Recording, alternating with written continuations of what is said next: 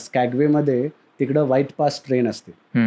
So ती स्कॅगवेतून तुम्हाला Canada पण थोडा वेळ क्रॉस करतो आपण. कॅनडा बॉर्डरच्या तिथं नेऊन इट गेट्स यू बॅक. सगळ्यात फेमस राईड तिकडची.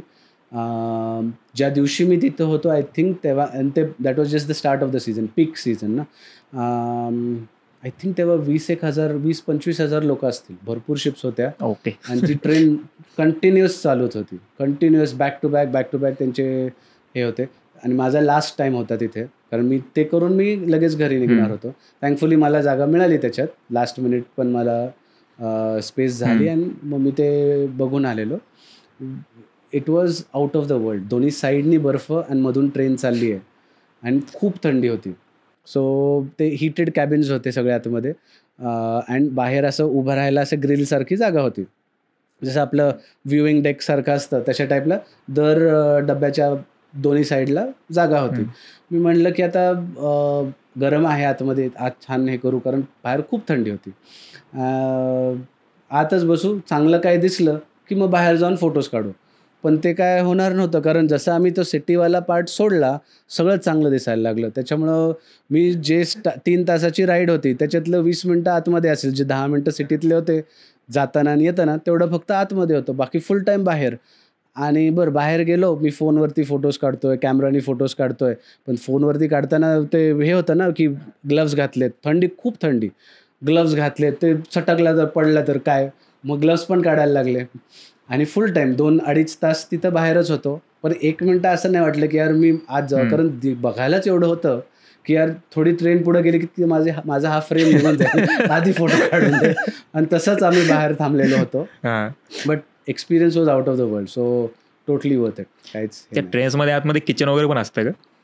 नाही, that is a viewing train ना. ती 3 तासाची जर्नी, त्याच्यात किचन वगैरे काही नाही. म्हणजे नॉर्मल ते हे घेऊन येतात, हॅरी पॉटर सारखं. Harry Potter kind of like that. आपला पाणीवाला कसा येतो आपल्या ट्रेन्समध्ये तशा टाईपचंच. फक्त आपल्याला $10 असतं, तिकडे $10 मिळतं पाणी. सुद्धा तेवढंच. पाणी महाग आहे त्या ट्रेनवरती महाग होतं. सो आमचं मेन खायचं हे नव्हतंच तिथे काही, कारण मेन वॉज द व्ह्यू. आणि मी आत नव्हतोच हे सगळं घ्यायला, मी बाहेरच होतो फुल टाईम.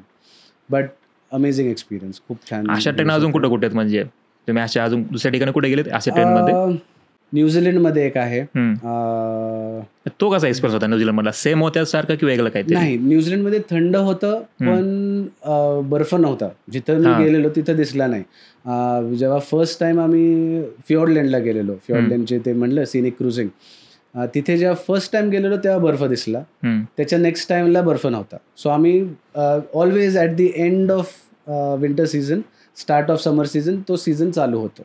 सो एकदा मिळतं, फर्स्ट टाइम जेव्हा जातो तेव्हा मिळतं, पण त्याच्यानंतर ते हळूहळू कमी होईल किंवा नेक्स्ट टाइम गायबच असेल, अशा याच्यात होतं. सो फर्स्ट टाइम जेव्हा गेलेलो न्यूझीलंडमध्ये तेव्हा मला दिसलेलं स्नो इन फिओर्डलँड. पण त्याच्यानंतर स्नो ॲज सच नाही, एवढं नाही दिसत. लांब दिसेल कुठेतरी, पण वेगळं असं हे नाही. हां, अलास्कामध्ये येस यू विल फाइंड. काही शिप्स असतात जे अंटार्क्टिकाला जातात. अमेझिंग प्लेस तिथे. येस, फुल टाईम. जाऊन आले? नाही, माझं ते नाही झालेलं. माझं आता जस्ट एक वर्ल्ड क्रूज निघालेली आणि मी त्याची आयटिनरी बघितली. सो त्याच्यात साऊथ आफ्रिका, तो part, African continent, actually not South Africa, African continent आणि South America, which includes Antarctica as well, तेवढंच फक्त राहिलं. बाकी सगळं झालेलं आहे. रशिया राहिलं आहे, कारण आम्ही जेव्हा जाणार होतो, जायच्या 20 दिवस आधी, म्हणजे इट वॉज अ फुल, जी शिप ओपन केली मी, Enchanted Princess, that ship was going doing the Baltic season. And Saint Petersburg, तिथून मॉस्को किंवा हेल्सिंकी, त्या जागा खूप ब्युटिफुल आहेत. अँड यु नो, माझा तेव्हाचा प्लॅन होता की सेंट पीटर्सबर्गमध्ये दर 10 दिवसाला असणार होतो आम्ही, आणि दर 10 दिवसाला आम्ही ओव्हरनाईट असणार होतो. असे किती दिवस? 4 महिने, आय थिंक 4 महिने कंटिन्यू. 3 का 4 महिने, हां, कंटिन्युअस होतं.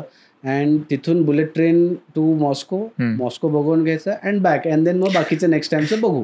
That was the plan. आणि आम्ही जायच्या 20 दिवस आधी आम्ही US-मधून निघालो टू गो देअर. आणि मध्येच असताना तिकडं ते रशिया युक्रेन वॉर चालू झाला आणि आमचं सगळंच कॅन्सल झालं. त्याच्यामुळे ते राहिलं अजून. आय डोंट नो ते कधी जेव्हा रिझ्यूम होईल तेव्हा